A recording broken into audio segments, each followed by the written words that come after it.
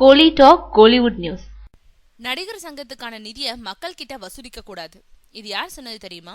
நடிகர் சங்கத்துக்கான கடனை அடைக்க முன்னாடி சிங்கப்பூர்ல ஒரு கலை நிகழ்ச்சி நடத்தினாங்களே, ஞாபகம் இருக்கா?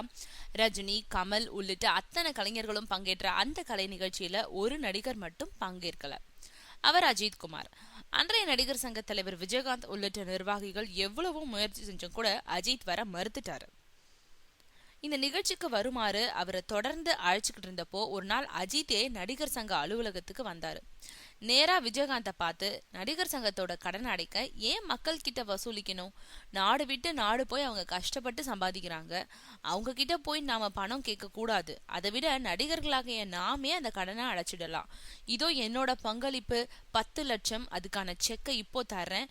இதே மாதிரி மத்த நடிகர் நடிகைகள் கிட்ட அவங்க சக்திக்கு தகுந்தபடி வசூலிக்கலாம். கடன் அடைக்க தேவையான நிதி தானா கிடைச்சிட போகுதுன்னு சொல்லி செக்கை கொடுத்துட்டு போனாராம். இதை விஜயகாந்த் ஏற்கவே இல்லை, அந்த செக்கையும் பயன்படுத்தல. திட்டமிட்டபடி கலை நிகழ்ச்சி நடத்தி சிங்கப்பூர் வாசிகள் கிட்ட நல்ல வசூலும் பார்த்தாங்க. இப்போ நட்சத்திர கிரிக்கெட் நடத்தி தமிழகம் முழுக்க வசூல் வேட்டை நடத்த நடிகர் சங்கம் தயாரிட்டு வரும் சூழல்ல இந்த பிளாஷ்பேக் தான் நினைவுக்கு வருது.